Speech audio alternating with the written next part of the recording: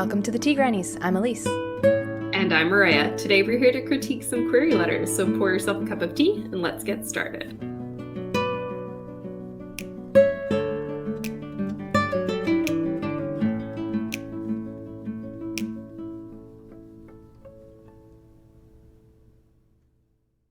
Because you're interested in small town settings and books that challenge gender norms, I believe the Stradivarius may be a fit for your list. The Stradivarius is a modern retelling of Patrick Hamilton's Gaslight with a queer twist. It sits at 75,000 words and would find its place on the shelf between Silvia Moreno Garcia's Mexican Gothic and Catriona Ward's The Last House on Needless Street. When a surprise inheritance and whirlwind romance offer May a chance to escape her repressive aunt, she's all too eager to elope and start life anew in her childhood home. But when she and her new husband, Carter, arrive, the towering Victorian sits in disrepair, and May learns that her father's decade-old unsolved murder is still a source of rumor and speculation in town. Leading the charge to unravel the mystery surrounding his death is Ollie, a vibrant genderqueer and an outsider in their hometown, Landrum. Sure that solving the cold case will land them a coveted job in the police department, Ollie gains access to the Victorian by agreeing to do maintenance work on the property. Suspicious of Carter from the start, Ollie is intent on proving he's connected with the infamous crime. Inside the old Victorian, May encounters strange happenings. The wallpaper morphs and swirls, soft voices taunt her from empty rooms, and distinct melodies of the priceless Stradivarius violin, stolen the night of her father's murder, echo through the house. May doesn't know whether the house is haunted by her father's spirit, she is losing her grip on reality, or something more sinister is at play. But if she and Ollie can't work together to uncovering the Victorian's secrets, she'll lose her freedom for good. I hold a bachelor's degree in English with a minor in creative writing from Florida Gulf Coast University and a master's degree in social work from Florida State University. 2 of my short stories will appear in anthologies this year.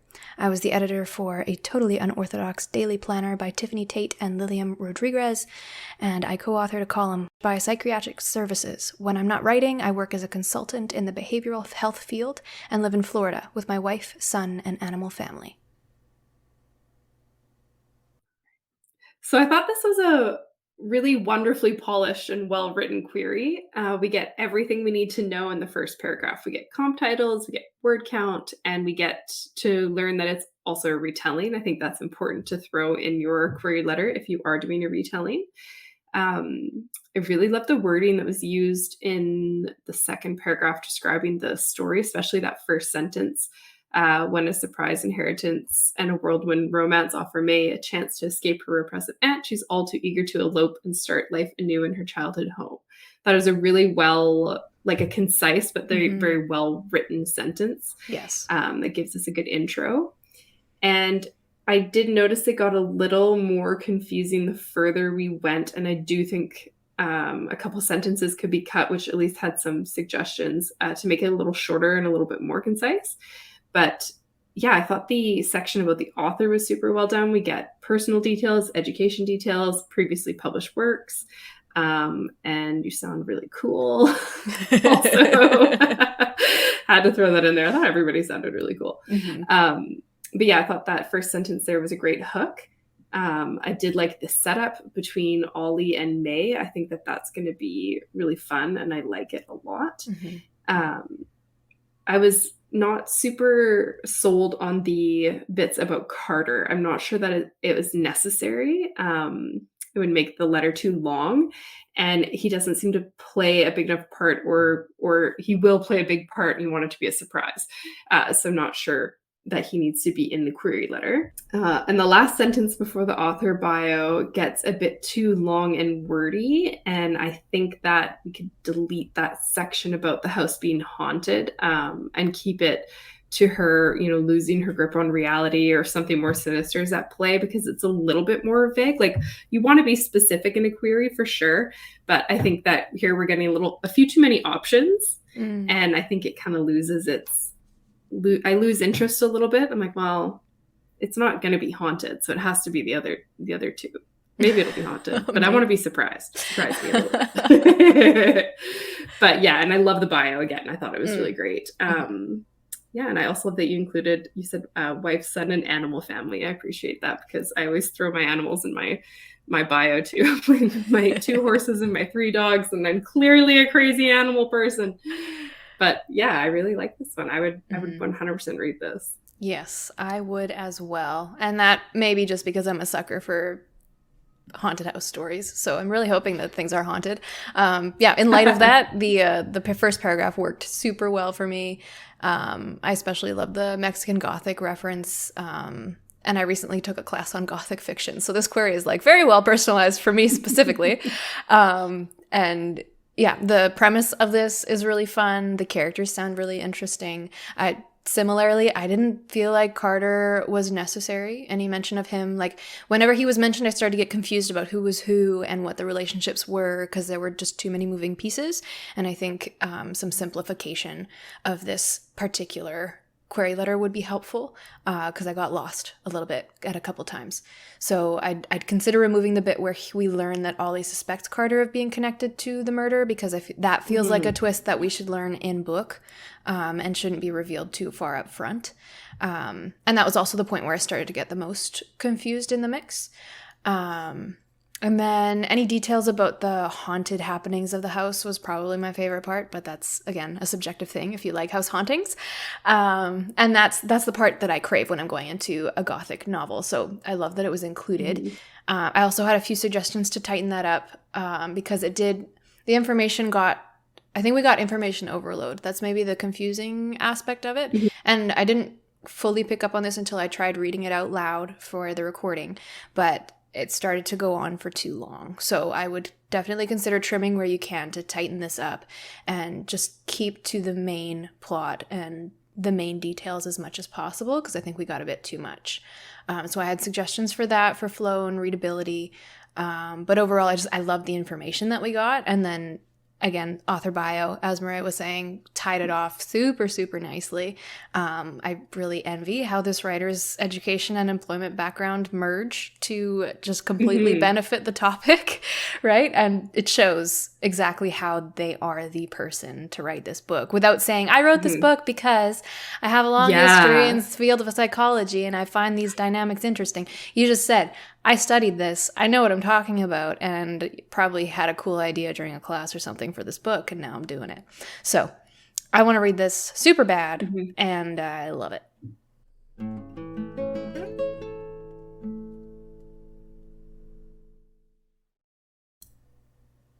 Dear Tea Grannies, I am writing because you love stories with badass female characters and magic. Witches is an 85,000-word standalone YA magical realism novel. 16-year-old Marley Meddlesome hates her coven's laws. Don't attend human events. Wear black always. Marley blatantly defies them. Really, pink is her best color, and she has to go to human prom. Her coven is not happy with her, so when a love potion goes awry, Marley is cursed to 100 years of sleep.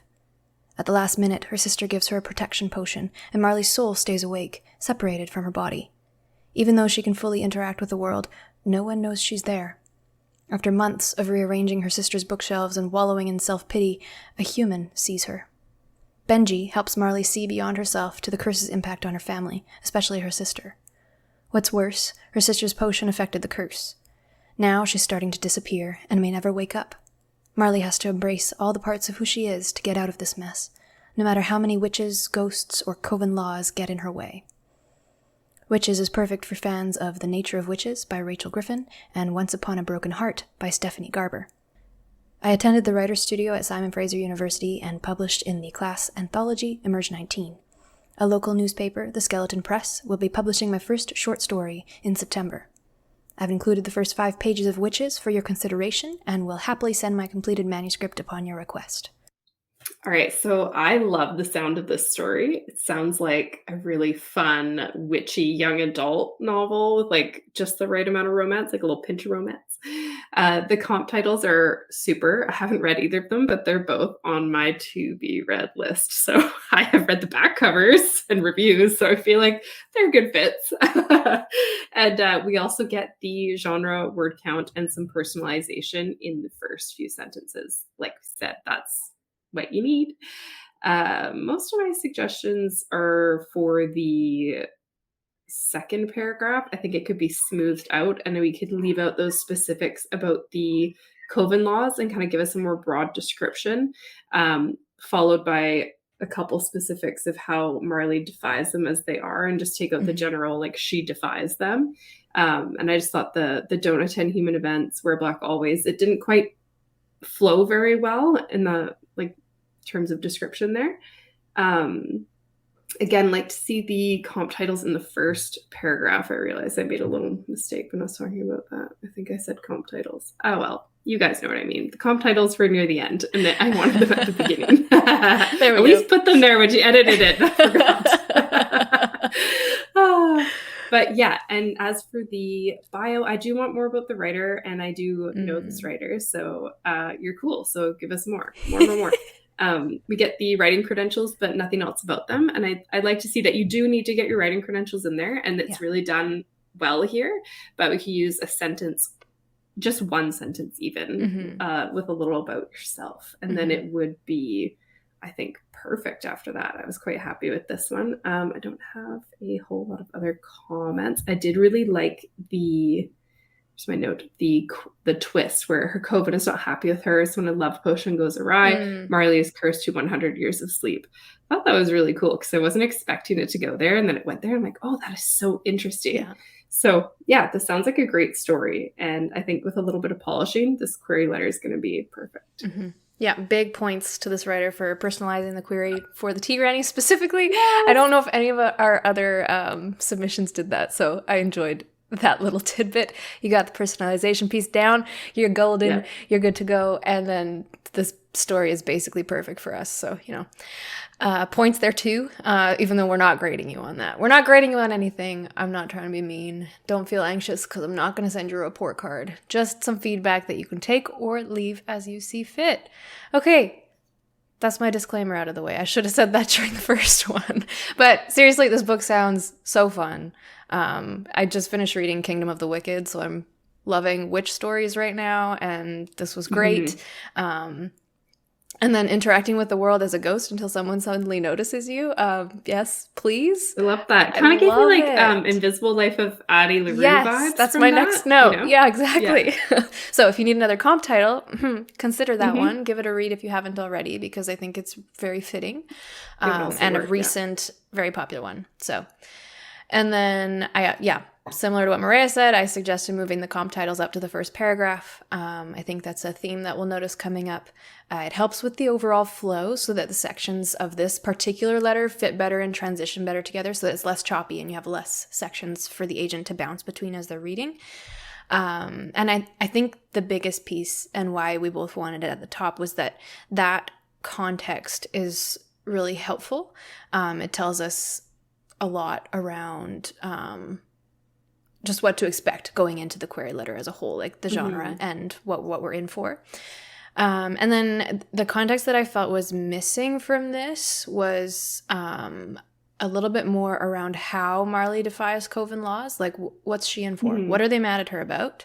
Because I felt that was too vague. And then, which this is basically the same thing, why the Coven is unhappy with her. So that goes hand in hand.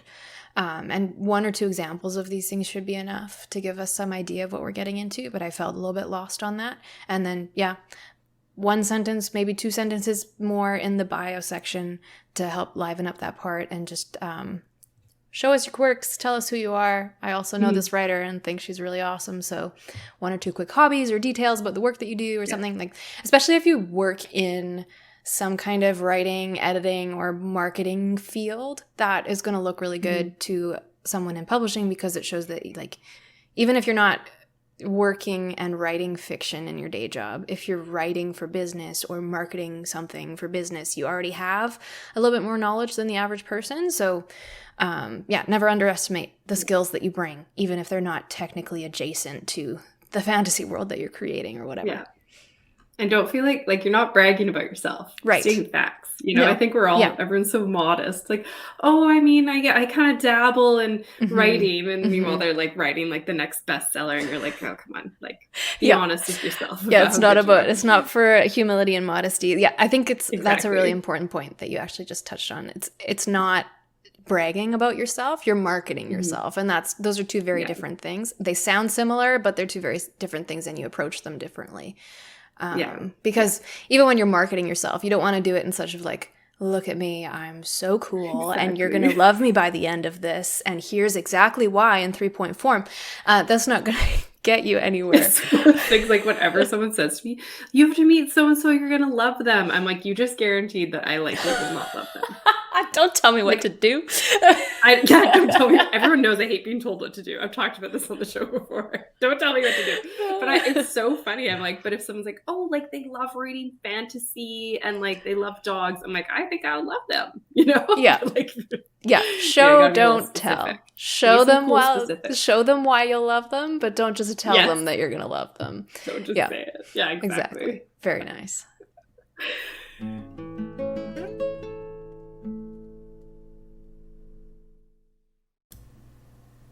I saw you're open to queries on Twitter and enjoy stories with strong friendships. I am seeking representation for my manuscript, Elan 7, a middle grade novel complete at 36,000 words.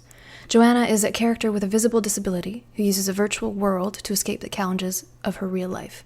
It is a standalone story with serious potential. I believe it will appeal to fans of Sword Art Online and Game World.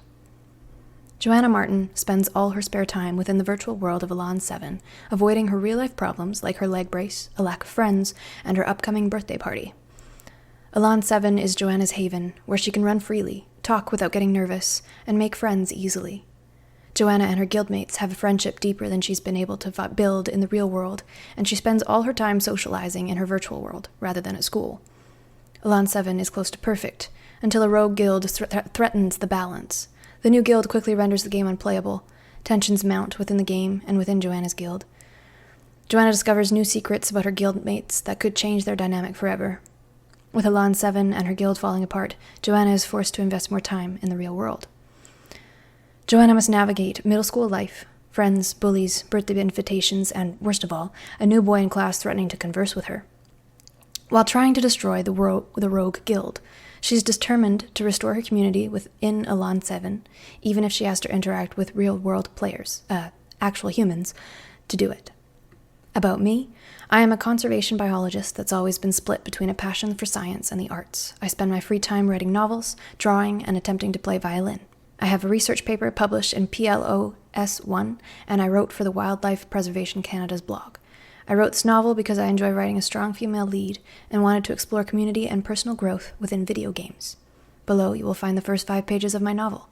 Thank you for your time and consideration.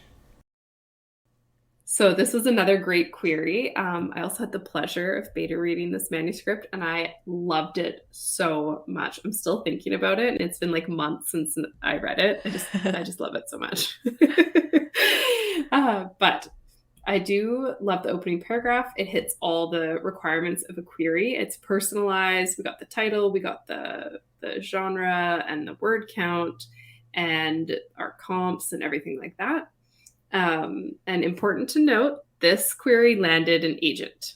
So all of our fixes are not really applicable anymore, but we will still talk about that anyway.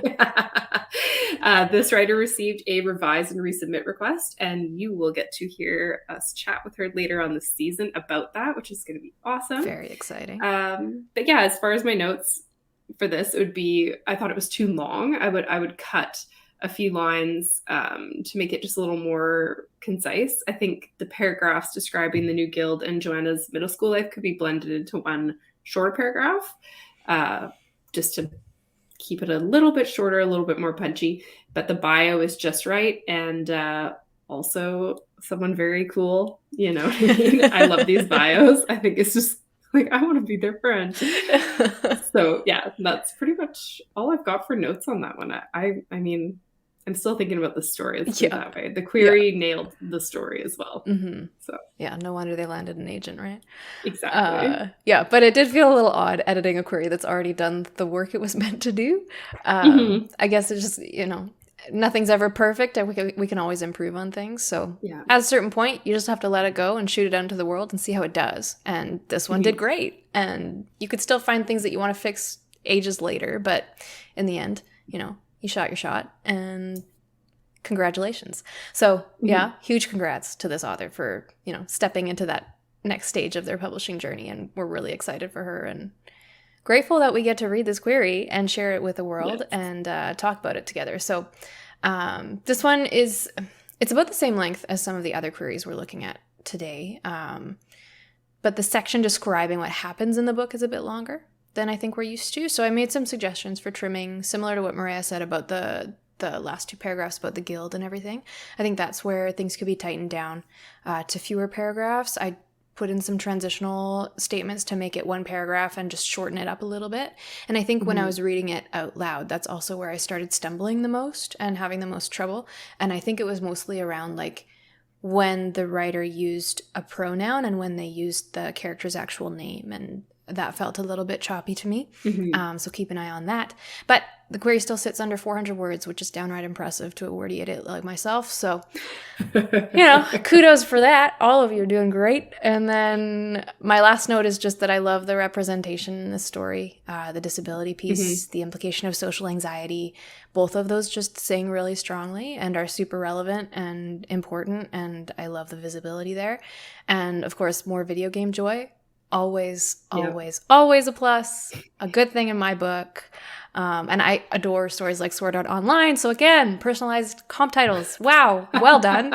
Even though this query wasn't directed at me, the comp choice fits me perfectly. So if you can get one of those down for an agent, that immediately draws them in, immediately makes them more interested. Like, I like that story, maybe I'll like this one too. So you can't go wrong when you're trying to do that.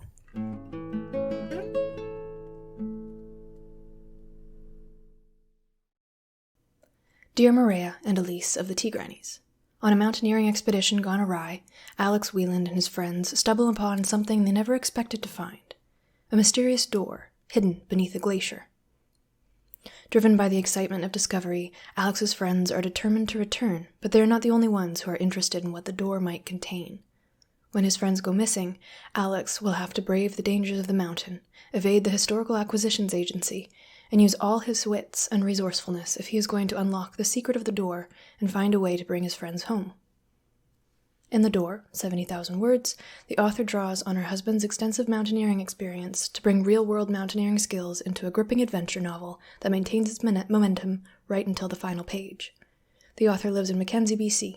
She loves utilizing her degree in counseling to craft compelling characters with genuine growth and transformation. More of her work can be found at her website. Thank you for your consideration. So this sounds like an interesting story, and I can see how leading with the book description could work, given we get the rest of the information in the second paragraph about the title and the word count. But queries are business letters, and the agents will want to see those things first and foremost. My main suggestion then is to make the second paragraph the first paragraph and include the target age group as well, because when I was reading this, like just by the descriptions, I guessed it was supposed to be adult, but the way the query was written, I got the feeling it was maybe young adult. So I think it would be, it needs to be clear for the agent too. You don't want to query an agent. Maybe they both young adult, and you're only sending a query, no sample pages, and they're going to be like, well, which is it? So you want to make sure that you have that in there.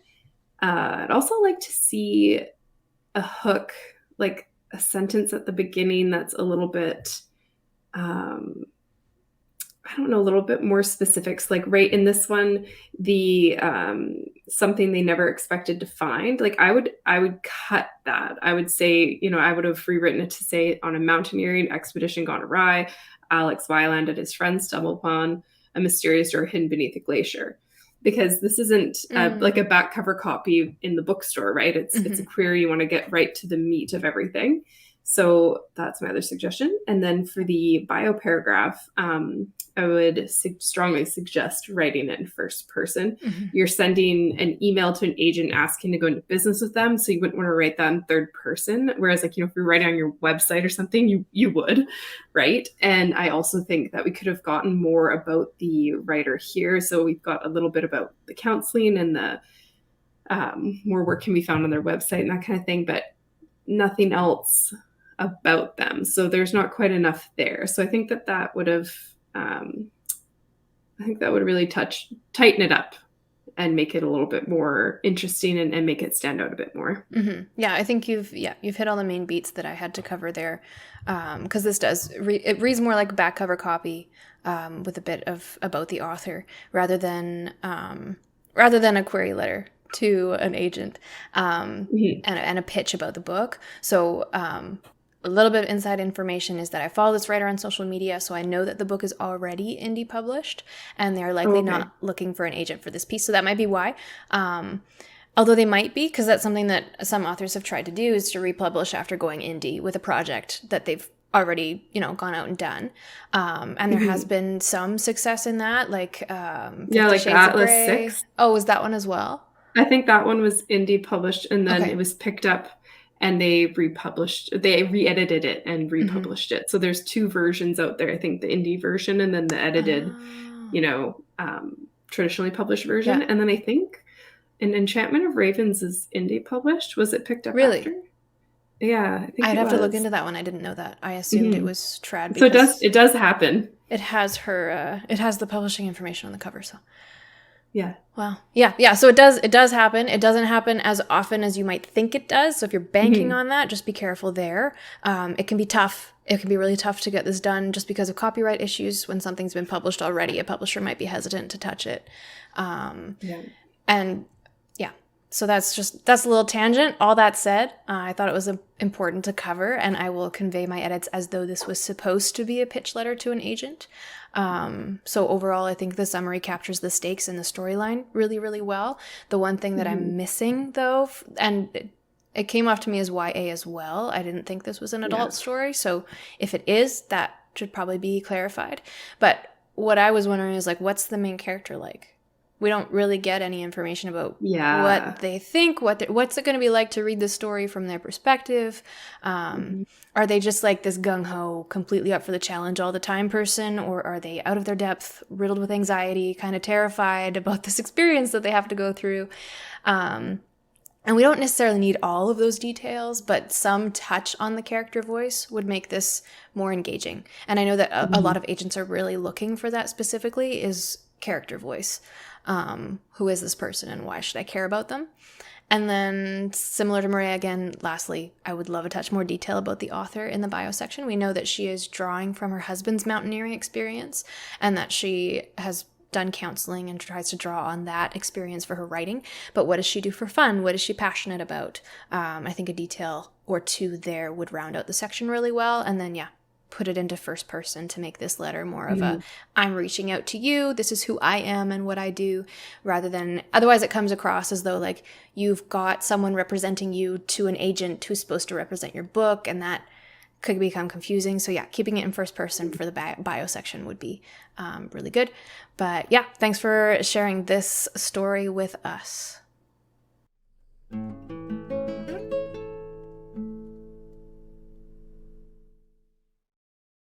Dear Agent, 15 years after a failed government experiment sends the wealthy fleeing to a Martian colony, Connor loses hope he'll be rescued from abandoned Earth.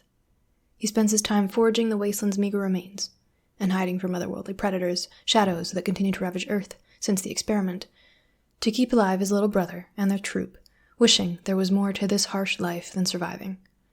So when Connor learns about a piece of tech valuable enough to feed his troop for years, he risks his life to steal it.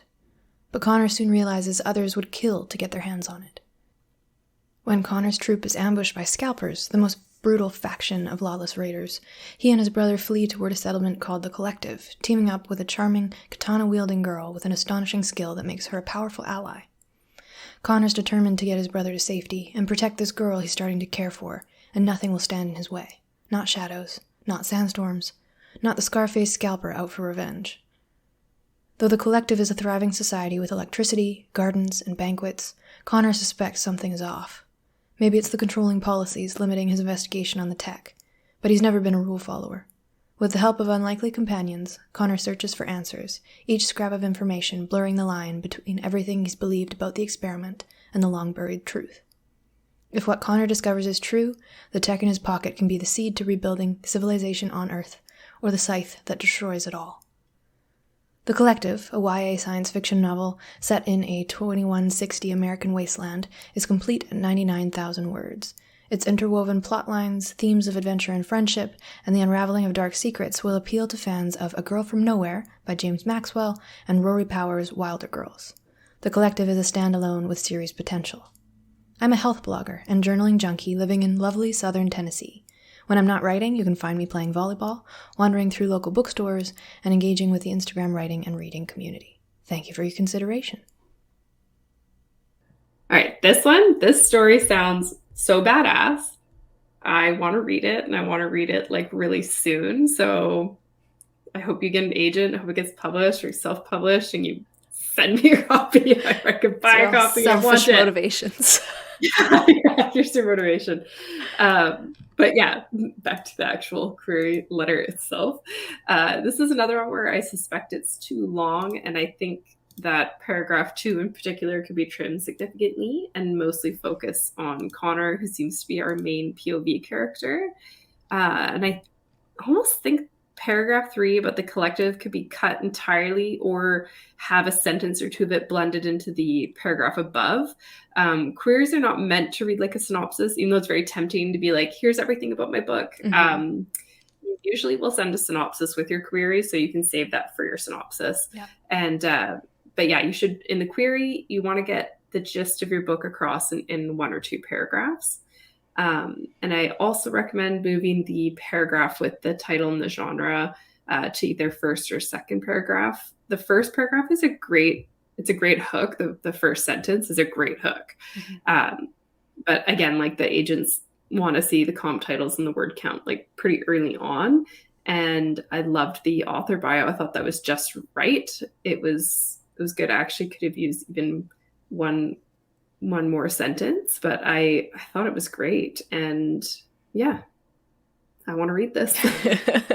Yeah, I know I sound desperate, but I don't care. No shame here. I know what I want. Another check mark for badass. Yeah. Sounds about right. I adore dystopian. I love a good dystopian novel. And this one in particular reminds me a little bit of The Road by Cormac McCarthy, just because it's all post-apocalyptic, and then the scalpers and the desolation and all of that. So if you haven't read that, give it a shot. It's a really good book. Like, it was fascinating. Really disturbing. You're not going to be happy when you finish. No, not a fuzzy feel-good story, although it is about a man and his son, so, whatever. It's really good, but it's an old comp, so if you are going to use it, as per our last episode, make sure you have something newer and more relevant to pair with that. And it might not even suit the vibe of this story. I don't know, based on the query. I can't say for sure. That's something that you'll have to let the agent know. But as with most things of speculative fiction, I love this. I want to read it. Like, you drew me in, you got me, I'm here. But more specifically, I love the empathy that's built when we learn about the main character's younger brother and their troop. I am really intrigued to meet this katana-wielding character and thought that was very interesting. That being said, I didn't think it was necessary for the query. I think the beat about him wanting to protect her was a touch heavy-handed, because if she's whipping ass with a katana, does she really need protection? That was my first question, with not enough context. If I was whipping ass with one of those, I wouldn't need no man to protect me. Yeah, so not get out of the way. Yeah, pretty much. But only reading the story will tell me how that relationship dynamic goes, and I don't think we get I don't think it's crucial enough to the main plot and everything to include, and that particular beat just risks coming across as paternalistic. So be careful there. And then what else have I got? Also agree that this one was a touch too long. So the summary has at once too much detail and not enough details that really matter. And I have a few recommendations for how to tighten that up and polish it up, because the main story beat is there, and that's what we need to know. The main plot is there. We understand like where this is going for the most part, without having too many twists given away. But I would recommend removing story-specific words like shadows and the collective.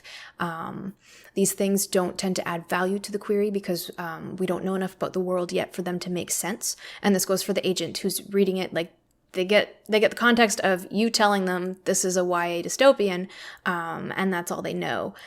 So opening with something about the collective or the shadows is not going to make sense, and it tends to just eat up word count. So you can more quickly explain what it is that they're running from, and then the agent can learn those story specific words when they read your pages, and it's more beneficial to them that way. And then my main recommendation after that is to merge paragraphs 2 and 3 and cut some of the details. So I've made some suggestions for that. Some of the more literary lines that are descriptive in nature could come out to make room for some better context and details that were missing a little bit. And then finally, and most importantly, I would recommend reducing some of the vagueness of the details that we do get. So the main lines that I bumped on were that Connor soon realizes others would kill to get their hands on it, the girl with an astonishing skill, and the term valuable tech and unlikely companions. So we don't know who the others are who would kill to get it, this valuable tech, which we have no context for what kind of technology is it? What does it do? What does it provide? What kind of, how is it so beneficial that people would kill for it? We don't really know. So it's hard to understand that piece. It's a bit too vague. And then these unlikely companions, we don't have any context for who these people are, what kind of people they would be. So these kinds of sentences tend to fall flat instead of creating additional suspense and tension, because there's just not enough there. You can create suspense by withholding information, and that can sometimes be very effective. In this case, it's almost like you're withholding too much or not enough of the right things. So reducing the amount of information that we gain from the query as a whole, but then adding some more concrete details so that we know the stakes, so that we know why this tech is so important because we know maybe what it is, or we know why these companions are so unlikely because we know who they are. Something like that. So show us that instead of telling us outright without giving us quite enough. But we're in the show don't tell part of our episode. That's come up a couple times. Whoops. Not to sound like a broken record. But yeah, that fits for queries too. But then, the author bio sounds super cool. I want to be your friend. I won't play volleyball with you though, because that would end in disaster. But we can wander local bookstores together. Yeah. Well, I'd get a ball to the face is what would happen every time. Me too. I have no depth perception. I can't play Cannot coordinate hand and ball. Nope. But yeah, again, loved the tone of this. I love where it's going. I love the concept. Read The Road by Cormac McCarthy if you haven't already. And well done. Just needs a bit of tightening and it's going to be great.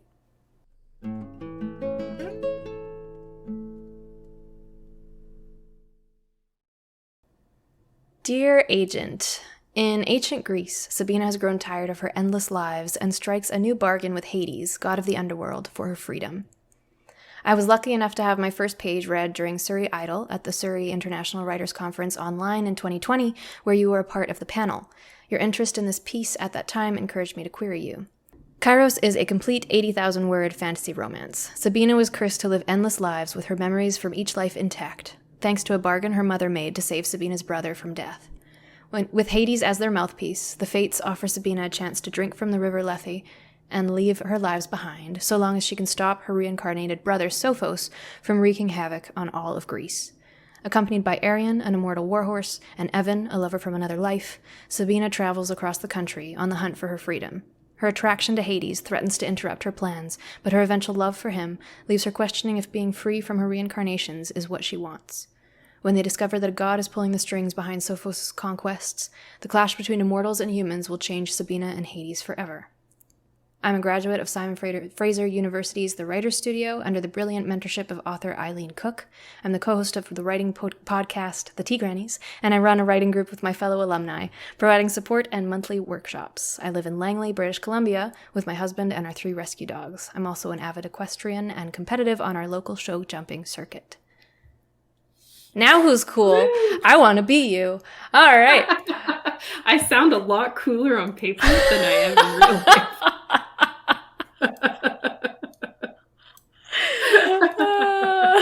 Also, someone told me the other day, like, you're so nice. And my response, because I'm so awkward, I was like, well, you don't know me at all. I was like, Oh, you should have just said thank you. Yeah, And we'll just, we'll figure out the, marketing yourself piece later yeah, where you like make yourself sound good.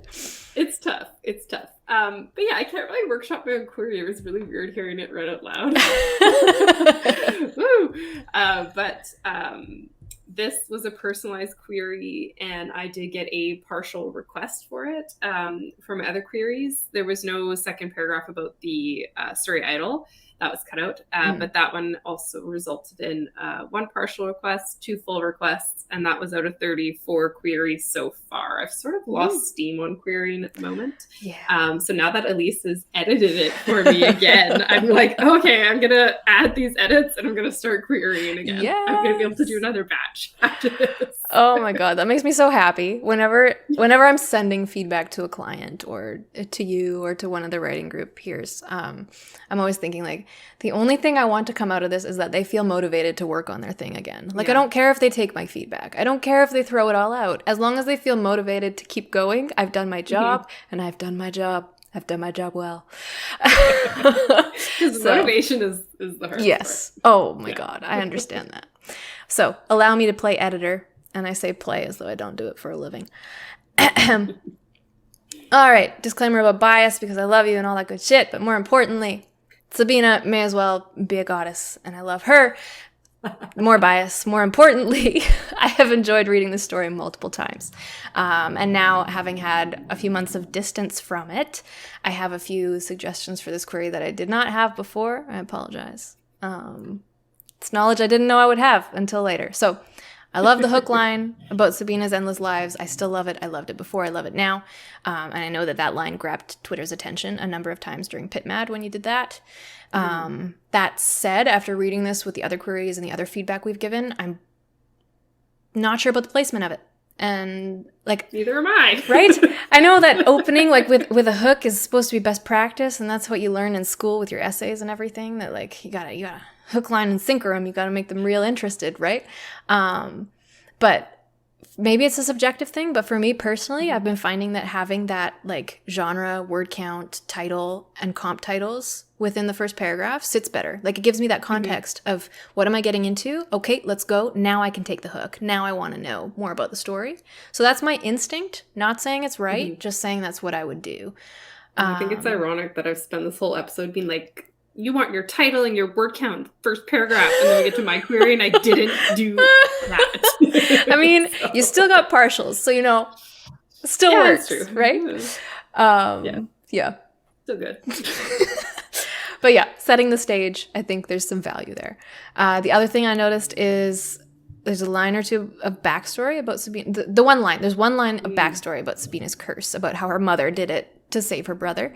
And I don't think we needed that. I think we could free up some words with that and then transition between the paragraph about her curse to the one about her mission to stop her brother. And then the agent can learn the backstory in the book. And that should be fine. I don't think that takes away from it. It's not that it. important. It's fine. I mean, it's important to the story, but maybe not the query. But then the one thing I felt that was missing was a more concrete threat. So when it says that her brother's going to wreak havoc, what does that mean? It's similar to the last one we were talking about. Like, I don't quite understand the stakes of the story. And I mean, I know the story, so I know what the stakes are. So I could easily just say, it's perfect. But now that I've had some distance from it, it's like, okay, if I didn't know the story, this wouldn't mean enough to me to like really explain that. So are we looking at godly magical havoc, or are we looking at serial killer level horror? Or, I'm down for anything because I'm a sick bastard, but let's go. And then my final note, and I don't know why I didn't note this earlier because it's right at the beginning, the personalization. How could I forget that? Surrey Idol, that was wild. That was like, I know you were like, you heard your piece start to get read and you were like freaking out. And I was sitting there like, this is Maria's piece. I've read this piece and I was freaking out. So yeah, that was a really fun time. I was honored to be there. I was honored to hear this piece get pulled and read by Mary Robinette And Kowal. the agents were smiling and I could not stop screaming. Like I didn't hear them reading it because I was just sitting at my laptop watching them react to your words that you wrote one at a time on a keyboard. Oh my goodness. Yeah, I want to bottle that feeling. I could sell it for so much money. Yes. And just a little plug here, if you've never attended Surrey Idol at the Surrey International Writers Conference, we highly recommend it. It's just a whole lot of fun, even if your piece doesn't get pulled. I think we've done it twice.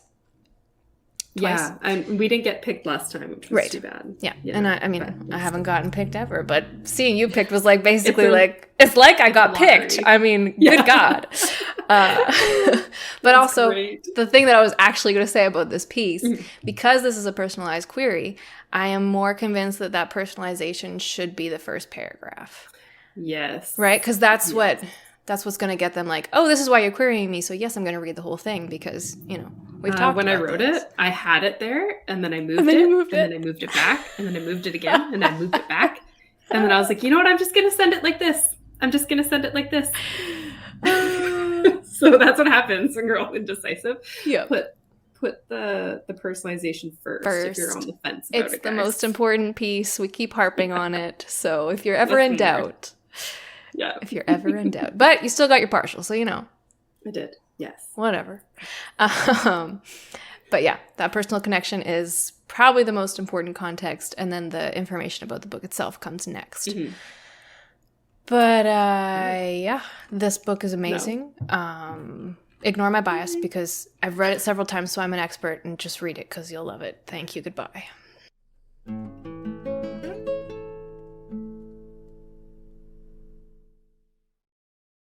I am seeking representation for Poison Tongue, a 90,000-word young adult fantasy that brings Edge Dancer by Brandon Sanderson and Howl's Moving Castle by Diana Wynne Jones together in a blend of Lift's humor and Sophie Hatter's disposition.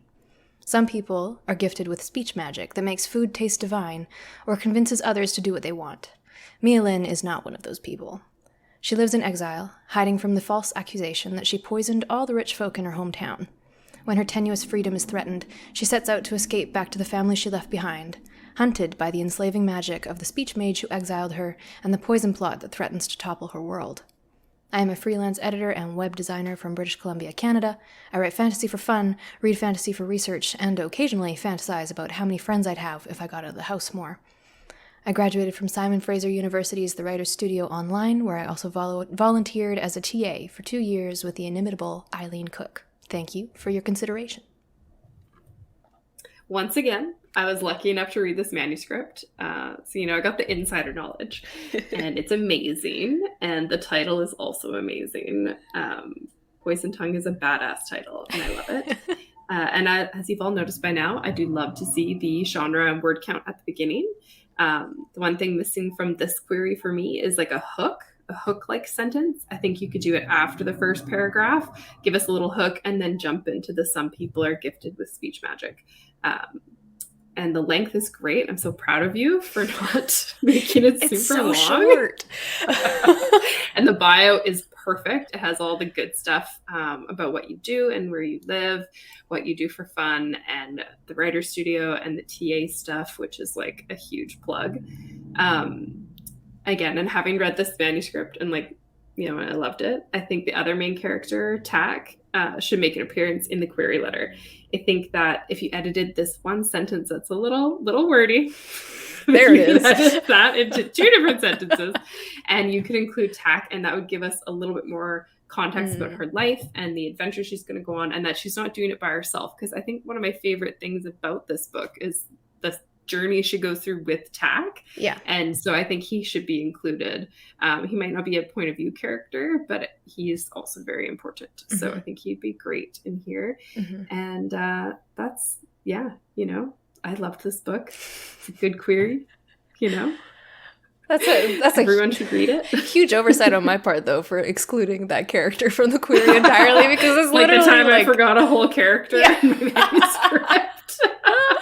And you're like, what happened to this guy? And I'm like, that's an excellent What happened to that other main character who literally drives the story with this one? Where is it? Happens to the best of us. Yeah, just vanished.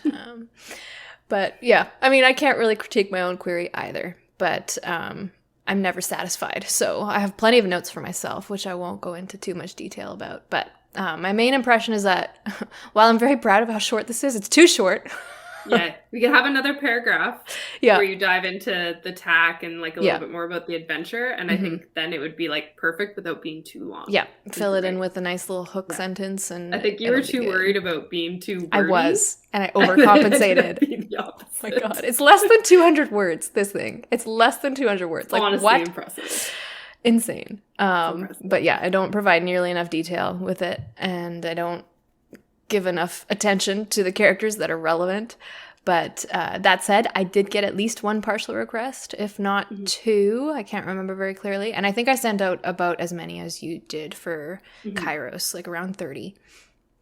And every time I think about this book, I just remember how fun it was and how It's fun the the character best. is. And I'm, really, really happy with it. Well, But I if, say that about all your books. I think my favorite one is the one that you still haven't edited, that I'm still waiting for eventually. Codenamed Bug Babies. That's the one I want to get my dirty little hands on. Dear Bug But Babies. this one was great too. And instead I started a draft for something else. So whoops. Yes, I'm about to do the same thing. So we just gotta sometimes just chase those vibes. We talk about this all the time. Yep. Chase the vibes. Chase them while they're there, because they won't be there forever. Exactly. But if I were to query Poison Tongue again, which I might, because I still really like the story, I would look for some way more relevant comp titles. I don't think the two that I picked were nearly good enough, looking back at this. And I think I could also add more of the main character's voice into this query, because she's supposed to be kind of like sarcastic, quirky, dry humor, and none of that comes through. So there's my failure of the big no-nos. Character voice. I was harping on that earlier. Yeah, because she does have a fairly strong voice in the draft itself, and that's what agents are looking for. So that, and I need to update my bio again, because none of that information is accurate.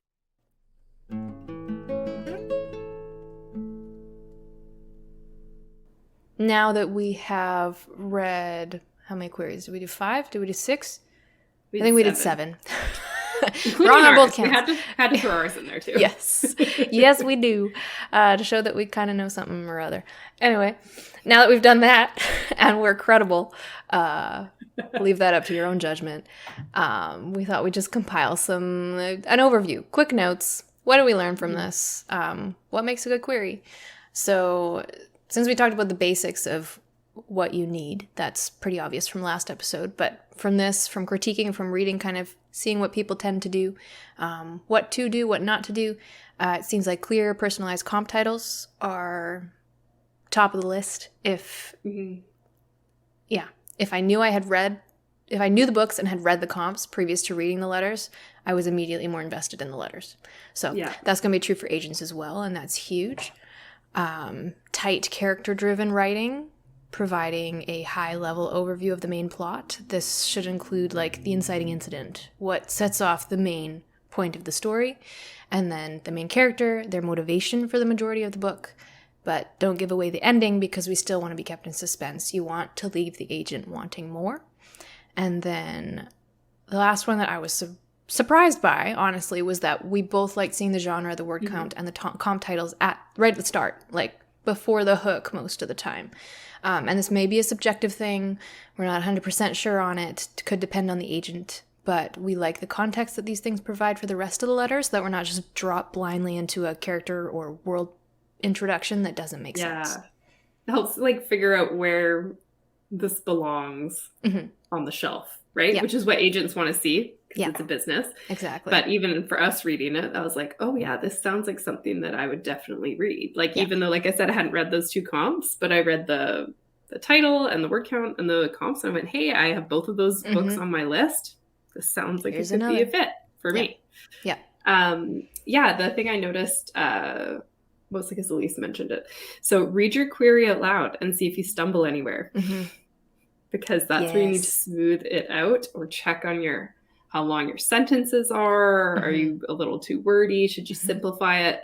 Like, I think we've given this advice on the show a lot. I know it's awkward to read your work out loud. I talk to myself a ton, so it's not really awkward for me.